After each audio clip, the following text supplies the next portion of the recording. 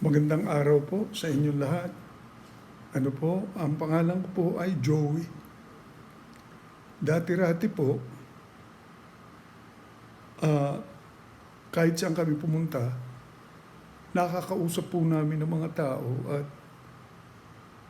malaya namin nasasabi at naituturo kung papaano ang mga tao ay magiging anak ng Diyos para makaiwas sa pagpunta sa impyerno at sa dagat-dagatang apoy na siyang kalawang kamatayan. Pero ngayon, hindi na po malaya. Nakatakip na ang mga bibig natin. Salamat po, may purpose talaga ang Diyos. Salamat po sa COVID-19. Kung wala po ang COVID-19, hindi ko magagawa ang video ito na tingin ko plano po ito ng Diyos eh. Bakit? Mas maraming maaabot po na Pilipino ng kaligtasan sa pamagitan ng video ito. Ano po? Madalas po kami ng misis ko dati, nung wala pang COVID-19, nakikipag-usap po sa maraming tao, estudyante, mga kabataan, matatanda, mga senior citizen, at lahat halos ng edad ng mga tao ay sasabi namin ang tamang paraan para makapasok sa kaharian ng Diyos. Ano po? Ang title po ng ating pag-aaral na ito mula sa salita ng Diyos ay kung papaano ang tao ay magiging anak ng Diyos para wag mapunta sa impyerno at dagatang apoy na siyang ikalawang kamatayan. Ayaw po ng Diyos talaga na ang tao ay mapunta sa impyerno, lalo na mga Pilipino, ayaw na ayaw ng Diyos. Ngayon, dito po sa pag-aaral natin, simulan po muna natin ang pag-aaral sa Juan, aklat po ng Juan sa Biblia, talatang 1, kapitulo 3, talatang 1 hanggang 7. Kikwento ko lang po ito sa inyo. Alam niyo po, isang gabi, meron po nagpunta kay Jesus, first time. Gabi po siya nagpunta, religious leader siya, gabi na pili niyang time. Bakit gabi? Secret, Nakipag-usap siya sa Panginoon. Sabi niya sa Panginoong Jesus, Rabbi, alam ko isa kang guro na galing sa Diyos. Kasi wala namang makagagawa ng mga tanda na ginagawa mo na hindi siya galing sa Diyos. Alam niyo, sagot ng Panginoon, magbibigla po kayo.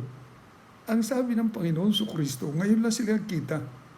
Sabi sa kanya, katotohanan, sinasabi ko sa iyo, maliban na ang tao ay ipanganak na muli, ay hindi siya makakakita ng kaharian ng Diyos.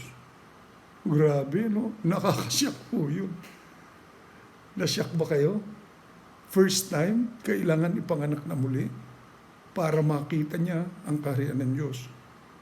Nasyak din po si Nicodemus, religious leader ito Alam niyo, sagot niya, paano naman panganganak na muli ang tao kung siya'y matanda na, makakapasok pa baga siya sa tiyan ng kanyang ina para ipanganak. Tama, kayo ganun din sasabihin niyo. Siguro, sinagot siya uli ng Panginoong Kristo. Sabi ng Panginoong Kristo, maliban na ang tao ay ipanganak sa tubig at sa Espiritu, ay hindi siya, tandaan po ito, hindi siya makapapasok sa kaharian ng Diyos. Mas matindi na po yun. Yung isa, makakita ng kaharian ng Diyos. Itong pangalawa, makakapasok. Makita mo man, hindi ka makapasok. Mahirap, Kailangan makita mo at mapasok mo pa yung kaharian ng Diyos. Ngayon, ano ba yung kapanganakan? Dalawang kapanganakan. Sa tubig at sa Espiritu. Yung tubig po dito, Hindi po ito bautismo na katulad ng tinuturo ng mga leader ng religion. Ano? Ito po ay yung literal na kapanganakan natin nung ipanganak tayo ng ating magulang. Kasi niliwanag niya sa verse 6. Ang sabi niya po, ang ipinanganak sa laman ay laman nga. At ang pinanganak sa espiritu ay espiritu nga. O ang ibig po sabihin ng kapanganakan sa tubig, ewan ko kung alam nyo, ang baby po, habang ipinagbubuntis, 9 months na nandun po siya sa tinatawag na water bag. After, pagkadating ng 9 months, sasakit na yung tiyan ng nanay. Pagkatapos po, itong water bag, puputok po ito, dadalhin sa ospital. Pagputok ito, yun po ang sign na yung baby ay lalabas na. Yun po ang ipinanganak sa tubig. Ngayon, sa espiritu, ang Diyos ay espiritu, kailangan ipanganak tayo sa pamilya ng Diyos. Kaya ang sabi niya, madiin po ang pagkakasabi niya sa verse 7. Ano po? Kailangang ipanganak kayong muli. Ang tindi po niyan. Bakit kailangan panganak na muli? Kasi po dalawa lang ang tao sa mundo. Marahil hindi po alam ito. Marami kaming kinakausap, hindi po alam. Iba't ibang uri ng reliyon. Hindi po alam ang sagot nila sa amin pag tinanong namin, alam mo ba yung dalawang klase ng tao sa mundo? Ang sagot, masama't mabuti po. Ang iba, nanloloko at saka loloko. Tama pareho po yun, pero hindi po yun ang sinasabi ng Biblia. Ang sabi po, sa unang Juan 3, talatang 10, ang sabi po, dito mahayag ang mga anak ng Diyos at mga anak ng Diablo. So, dalawa pong klase ang tao. Mga anak ng Diyos at mga anak ng Diablo. Ano po? Pakinggan natin yung pong pagkakasabi, mga anak ng Diyos. Ang alam po natin, isa lang anak ng Diyos, si Jesus lang. Diyan sa talatang yan, may pag-asa po ang taong maging anak ng Diyos kasi mga anak ng Diyos po yan. Ang ganda-ganda po ng talatang yan. Pero unahin po natin, kasi baka itanong nyo, sino po yung mga anak ng Diablo? Okay. Sa Bible din po natin titingnan, di tayo manghuhula. Unang Juan 3:8. Ano po ang sabi? Ang gumagawa ng kasalanan ay sa Diablo, sapagkat sa pasimula pa lamang nagkasala na ang Diablo. So nung una tayong magkasala, kunin ko lang po itong tao. Dalawang pamilya po, pamilya ng Diyos at pamilya ng Diablo. Kunyari ako lahat ng reliyon. Sa usapan pong ito, kung papaano ang tao magiging anak ng Diyos, wala pong kinalaman ang reliyon. Okay? Sapagkat lahat tayo may reliyon. Ano? Ngayon, ito po, mga anak ng Diyos at mga anak ng Diablo. Ngayon, nung ang tao po, alam niya na kasalanan ginawa niya, naging anak na po siya ng Diablo. Ngayon, nasa reliyon pa, pero anak pa rin po ng Diablo. Gumagawa ng marami, kahit na po gumawa ng maraming mga bagay na mabuti, magbigay, tumulong sa kapwa. Nakalulungkot pong sabihin na hindi yun ang paraan para maging anak ng Diyos. Ang ibig po sabihin ng kapanganakang muli, ito, tingnan nyo mabuti ha, galing sa pamilya ng Diyos, mayroon pong sariling reliyon, kailangan ipanganak sa pamilya ng Diyos. Lumipat ng pamilya, pero nasa reliyon nyo pa rin po kayo. Walang pinag-uusapang reliyon po dito. Ano po, nakuha nyo? paglipat ng relasyon. O, nakuha nyo na. O, tuloy natin. Ngayon siguro sinasabi nyo, paano ba ipanganganak na muli ang tao? Yun po ibig sabihin ng yung sinabi ng Panginoon Jesucristo. Yun po ibig sabihin, galing tayong lahat, halos. Ano po? Ewan ko kayo kung nagkasala kayo. Kung hindi, anak kayo ng Diyos. Pero kung nagkasala kayo, ay mag-iingat po kayo sa impyerno tsaka sa dagat-dagatang apoy. Kailangan umalis kayo diyan sa inyong kinalalagyang pamilya. Ngayon, mga minamahal, paano magiging anak ng Diyos ang tao? Isa lang ang anak ng Diyos eh. Ang sabi po sa Juan 3:16, gayon na lamang ang pagsinta ng Diyos sa sanlibutan at ibinigay ang kanyang bugtong na anak upang ang sino man sa kanya'y sumampalataya ay huwag mapahamak, kundi magkaroon ng buhay na walang hanggan. Ang bait-bait ng Diyos, ano po? Pakasalanan tayo, binigyan pa tayo ng mag-aalis sa atin sa pagkapahamak. Ngayon, natatandaan niyo po, ang Panginoon Jesucristo po, dalawang kalagayan ayon sa Bible. Juan 1:1 ang sabi po, sa pasimula siya ang verbo at ang verbo ay sumasa Diyos at ang verbo ay Diyos. Sa pasimula siya ang verbo at ang verbo ay sumasa Diyos at ang verbo ay Diyos. Sa verse 14 po, ito sabi, at ang verbo ay nagkatawang tao at tumahan sa gitna natin at nakita namin ang kanyang kaluwalhatian gaya ng kaluwalhatian na bugtong na Ama. Yun po ang sabi, nagkatawang tao, sabi ng iba. Ang Diyos hindi magkakatawang tao. Wala pong imposible sa Diyos. Pwede po siyang magkatawang tao. Bakit siya nagkatawang tao? Ang tanong. Kasi kung Diyos po siya, hindi po siya maaaring mamatay. Nakuha niyo na po, hindi po siya mamamatay. Hindi po namamatay ang Diyos, kaya kailangan kumuha siya ng laman para siya na ang maghirap at mamatay para bayaran ang ating mga kasalanan. Siya, na anak ng Diyos, ay naging anak ng tao upang tayong mga anak ng tao ay maging mga anak ng Diyos. Ang bait-bait po ng Diyos.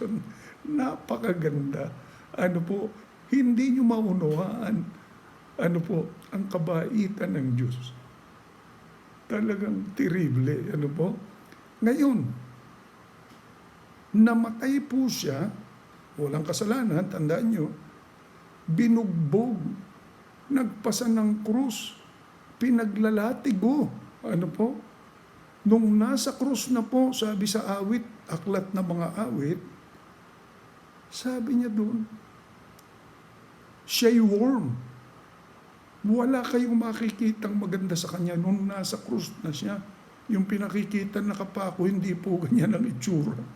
Talagang puro dugo marahil ang Panginoon kasi yung panghagupit, kumakapit po yun.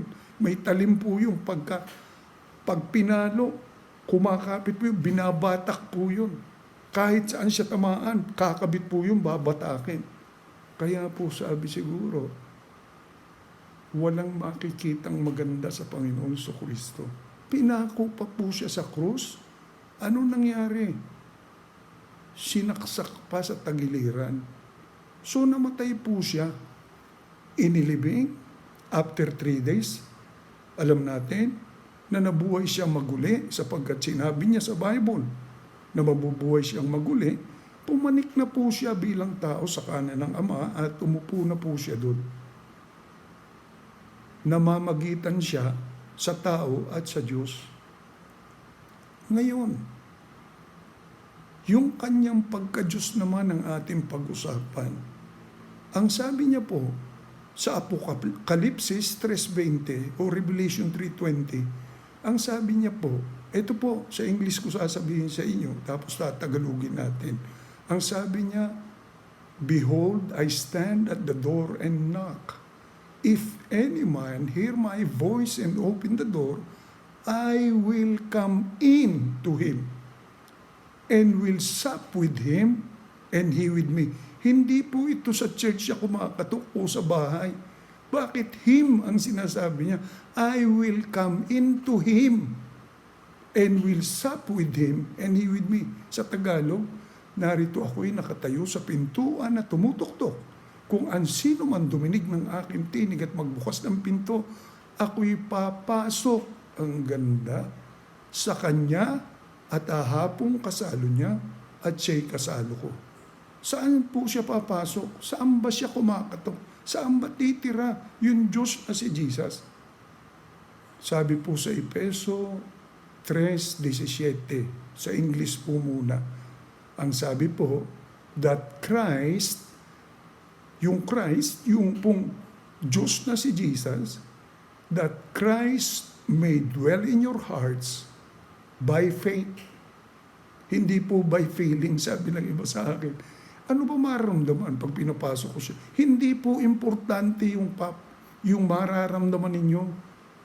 Hindi siya magsisinungaling pag binuksan nyo yung pintuan ng inyong puso, ay papasok po ang Panginoon. Alam niya kung magsasabi kayo ng totoo, papasok na siya at titira. Kaya may maramdaman, kaya wala. Pag pumasok na po siya sa inyong puso, inanyayahan nyo siyang pumasok, tatlo po ang mangyayari. Tatlo lang gagawin po eh. Aminin makasalanan, humingi ng tawad, tapos buksan ng puso. Papasukin na yung Diyos na si Jesus. Ako po bilang Katoliko, hindi ko naman po alam na yung Diyos na si Jesus kumakatok sa aking puso. Ang sinasampalatayahan ko po ay yung namatay sa krus, yung taong si Jesus. Kaya nga sabi ng ibang mga reliyon, hindi na po ako magbabanggit pagka sinisira ko. Sabi, sa laki ni Jesus makakapasok ba yan sa puso mo? Tama, totoo po yun Kung tao lang si Jesus, kahit andito, hindi naman makakapasok. Kaya po yung Diyos nagkatawang tao. Ngayon kumakatok po sa pintuan ng puso. Kaya pag binuksan nyo, papasok na po ang Diyos sa inyong puso sapagkat tayo po ang tahanan ng Diyos. Ang tao hindi tumitira sa mga churches, mga building. Ang tahanan niya, ang puso ng tao. Ano po nakukuha ba natin? Ang liwanag, grabe po. Ang liwanag. Tatlo ang gagawin. Aminin makasalanan, humingi ng tawad. Pagkatapos yung buksan ng puso by faith, papasukin na po yung Diyos na si Jesus, ang Panginoong Kristo. Ngayon, pag pinapasok nyo na po siya, anong mangyayari? Ito na po pinakamaganda. Pag pinapasok nyo na po siya, sabi po sa Bible, Juan 1:12, datapwat ang lahat ng sa kanya'y nagsitanggap sa Panginoong Kristo, ay binigyan niya sila ng karapatang maging mga anak ng Diyos. Ang pagtanggap po, yung pong pagpapapasok sa puso. Hindi po yung sinasabi, ay tinatanggap kita. Hindi po. Yung pagpapapasok sa puso kasi kumakatok po siya dyan. Pag pinapasok nyo na siya, sabi po sa Juan 1:12, lahat ng tumanggap sa kanya, binigyan na ng karapatang maging mga anak ng Diyos. Sa English nga po kapangyarihan As many as receive Him, to them gave He power to become the children of God. The sons of God po ang nandun, pero children of God po yun. Ang ganda-ganda. Una po yun nangyari, naging anak na ng Diyos. Sa unang Juan 5:11 hanggang 12, ito pong sinasabi, sabi po diyan, at ito ang patotoo na tayo'y binigyan ng Diyos ng buhay na walang hanggan. At ang buhay na ito ay nasa kanyang anak. Binigyan na tayo ng buhay na walang hanggan. Pero nasaan yung buhay? Nasa kanyang anak. Wala pa po sa atin, pero sa atin po dapat yun. Pero nasa anak ng Diyos na kay Jesus. Kaya ang sabi po sa 12, ang kinaroroonan ng anak ay kinaroroonan ng buhay na walang hanggan. Napakaganda po niyan. Simple-simple. Common sense lang po. Hindi na kailangan mag-aral ka pat maging theologian ka para maintindihan mo yan. Una, naging anak ng Diyos. Pangalawa, nagkaroon na ng buhay na walang hanggan. Pangatlo, tatlo lang po sasabihin ko sa inyo. Sa Lucas 10, talatang 20, ang sabi po doon ng Panginoon Kristo, inyong ikagalak na ang inyong mga pangalan ay nasusulat sa langit. Ganda po niyan. Ito tao. Nung pag pinapasok nyo ngayon ang Panginoon Kristo, galing sa pamilya ng Diablo, lilipat na po kayo sa pamilya ng Diyos. Okay, kaya ngayon may birthday na kayo sa pamilya ng Diyos, pero nandiyan pa rin kayo sa reliyon nyo. Alam nyo po ba na tayong mga Katoliko, tayo po ang pinakamadaling pumunta sa langit. Bakit? Sa dami po ng kinausap namin. Kung tinatanong namin kung tinanggap nyo ba si Jesus, sabi matagal na. Kaya nga, ako ganun ako tinanong din po ako, ang sagot ko, kaya nga po lumaki kong sa Kristnan. Yan po ang sasabihin sa inyo ng mga Katoliko naniniwala na may Diyos. O ngayon, nalaman nila, sabi ko, ngayon nalaman yung kumakatok yung Diyos na si Jesus, ang Panginoon Kristo. Papapasukin nyo ba? Ang bilis po ng sagot Kaya ang pinakamadaling pumunta sa langit ay walang iba kundi ang Katoliko. Wala pong maraming tanong. Napakadali ng kaligtasan na ang iba pinahihirap po. Alam nyo, ang totoo, last year, ang ganda po nito nangyari. Sa alay lakad, inabangan po namin yung nag-aalay lakad. Ano po? Binigyan lang po namin ng libreng tubig, libreng juice, at libre pong Skyplex. Na, alam nyo, para i-share namin itong sinasabi ko sa inyo. Alam nyo, ito po, alam nyo, 953 ang tumanggap sa Panginoong Kristo. Sabi sa akin ng mga iba, nasa na? Pinalo up nyo ba yung 900? Naging anak na ng Diyos. Sabi ko, tignan mo sa Bible kung may nakalagay na i-follow up natin. Ibig ba sabihin, mas magaling pa tayo sa Diyos? Kaya hindi na po nagsusulwining. Hindi na nakikipag-usap ang ibang nakaalam ng kaligtasan dahil sa follow up. Pinipwersa po ng mga religious leader, i-follow up mo. Pero siya ayaw mag-follow up. Kaya ang bigat-bigat po nito. Pag naimbitahan naman nung nag-win, yayabangan naman nung namumuno. Hindi na babalik. Ba't pa tayo napunta dyan? I'm sorry. Ngayon, anong tawag dito? Napakadali pong patanggapin ang Katoliko. Isipin nyo sa loob ng 10, parang less than 10 hours, 953 Katoliko ang papunta dun sa taas ng Antipolo. Hindi anak ng Diyos. Nasabit sa amin. Naging anak ng Diyos. Pagpunta nila doon, hindi sila anak ng Diyos. Pag uwi nila, anak na po sila ng Diyos. Meron na silang birthday. Ako po, August 29, 1981 ko siya pinapasok. 11 o'clock ng gabi sa Balanga, Bataan.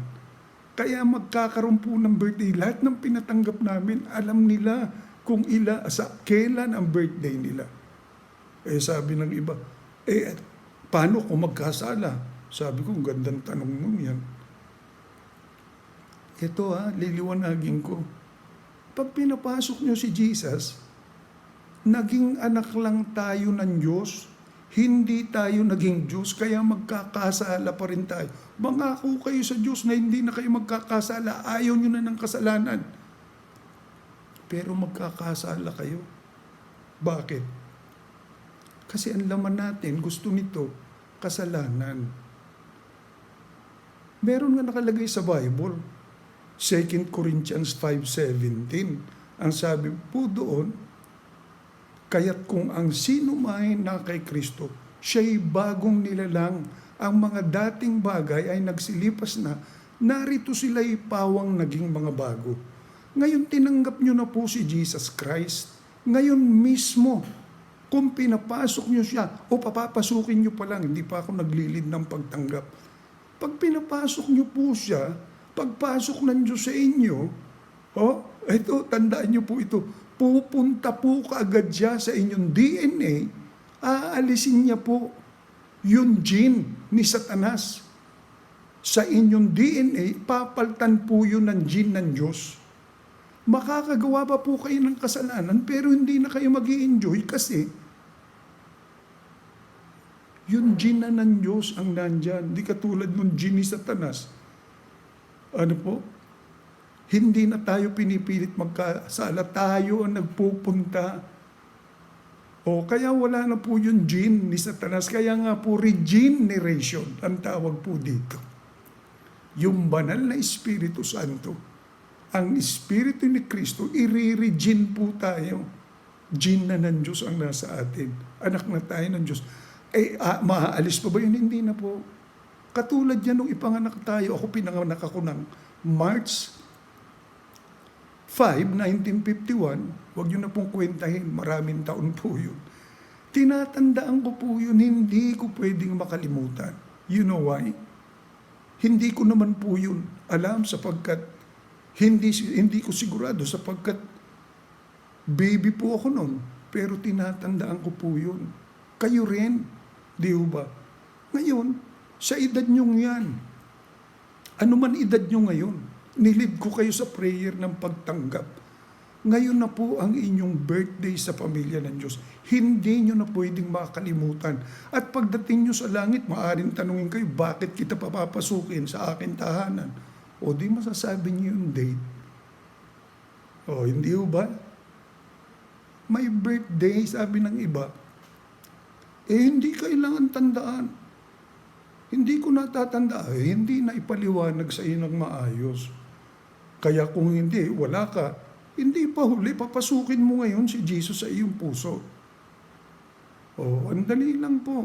Bakit natin pahihirapan? Iba yung sigurado sa hindi sigurado. Nakuha niyo po? Okay. Ngayon ililid ko na kayo sa prayer ng pagtanggap para kayo po ay maging anak na rin ng Diyos at hindi mapunta sa impyerno at dagat-dagatang apoy na siyang ikalawang kamatayan. Susunugin po ang tao doon. Araw at gabi may uod pa, magsisisigaw ko, ayoko dito. Kasi ang tunay na tao po, ang tunay na tayo, yung kaluluwa na nasa katawan, pag namatay ang katawan, dalawa lang po ang pinupuntahan. Langit o impyerno ngayong panahon natin. Sigaw kayo ng sigaw, ayoko dito, nako, grabe po. Makakaiwas kayo ngayon doon kung inyo pong papapasukin na yung Diyos na si Jesus sa inyong puso. Ililid ko po kayo sa prayer ng pagtanggap. Okay? Baka 1 minuto lang po o wala pa, susunod po kayo sa akin sa prayer na ginawa ko. Pero ariin nyo sa inyo at kinakausap nyo ng buong puso ang Panginoong Kristo. Pumikit po kayo, sumunod kayo sa akin. Panginoong Kristo, Marami pong salamat. Sa araw na ito, nalaman ko po, bilang Diyos, kumakatok ka ngayon sa aking puso. Salamat po, sapagkat namatay ka sa krus upang kami mga anak ng tao ay maging mga anak ng Diyos.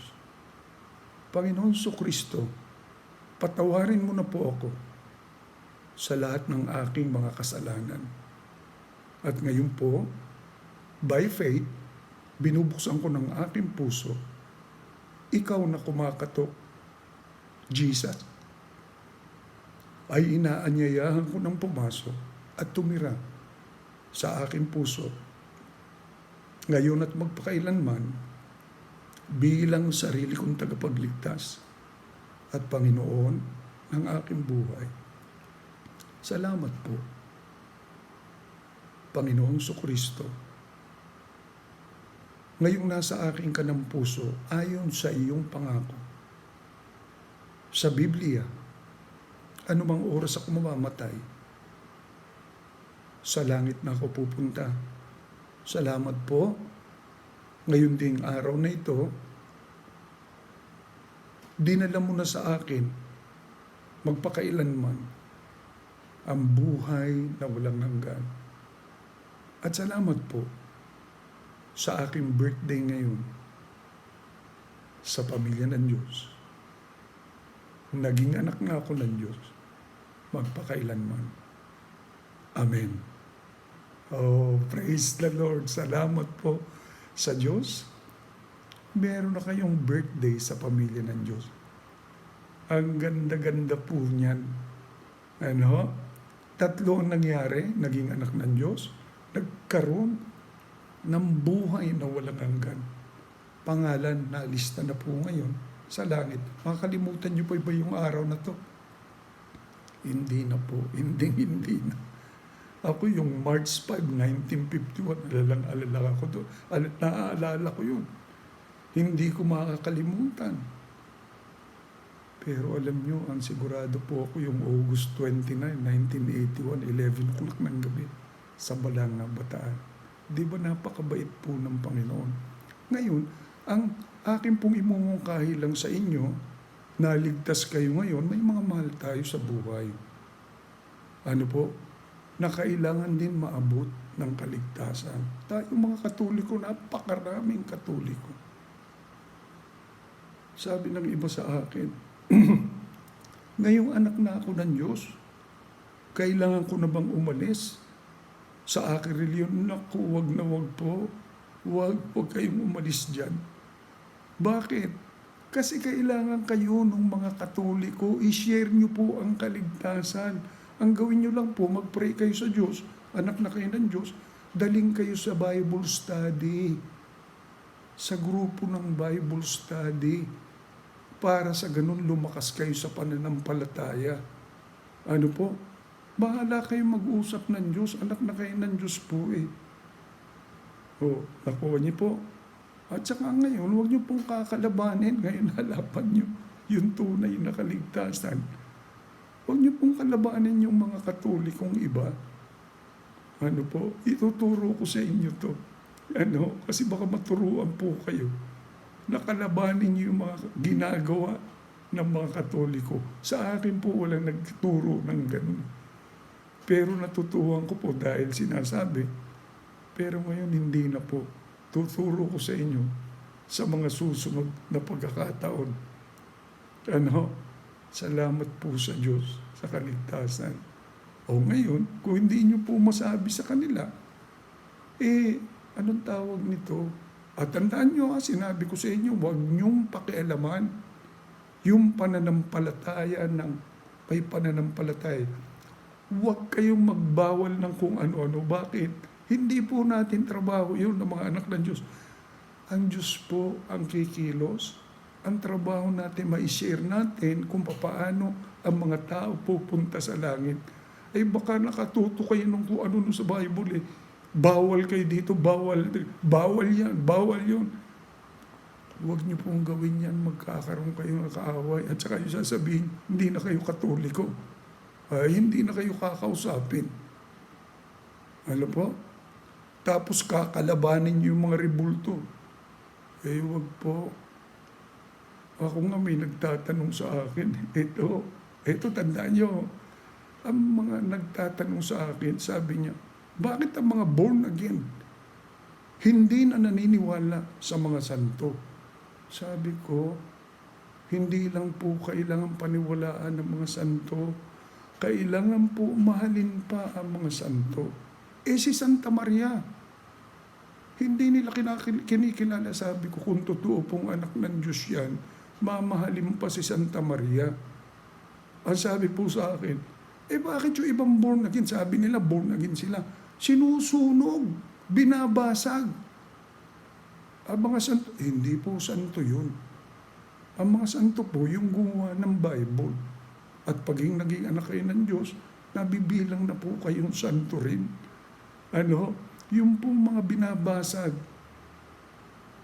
mga rebulto po yun. Negosyo po yun. Salamat po sapagkat marami na pong Catholic Church na wala na po yung mga ganon. Bakit? Yung pare na born again na rin . Kaya maraming salamat po sa inyo lahat. I-share nyo po ito. At tandaan nyo, pinangangako ko, ililid ko po ang inyong mga mahal sa buhay sa prayer na ginawa ko sa inyo ngayon para magkaroon din po sila ng kapanganakan sa pamilya ng Diyos. Pinangangako ko po yan. Bakit? At sigurado ililid ko kayo. Nandito po sa video. Okay po ba? Okay, marami pong salamat at pagpalain kayo ng ating Panginoon. Salamat po. Lagi kayong mag-pray, mag-aaral ng Bible sapagkat yan, nasa Bible, yan pong Bible ang utak ng Diyos.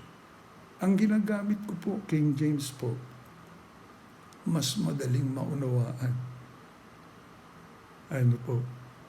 Patutunayan ko sa inyo, kung loloobin ng Diyos, makagawa pa po ako ng maraming video. Ituturo ko rin po sa inyo na kahit na hindi kayo manghingi sa Diyos ng mga pagpapala, marami pong Kristiyano hingi ng pagpapala, hindi nabibigyan, nagagalit na tuloy. Hindi po kailangan natin humingi ng pagpapala sa sarili natin kasi nakasulat na po sa Bible yung pagpapalang ibibigay sa atin. Kaya lang kailangan alam natin ang gagawin para makuha yung pagpapala. Maaari sabihin nyo, paano po ba? Secret. Next video na po. Pagpalain kayo lahat ng Diyos. Marami pong salamat.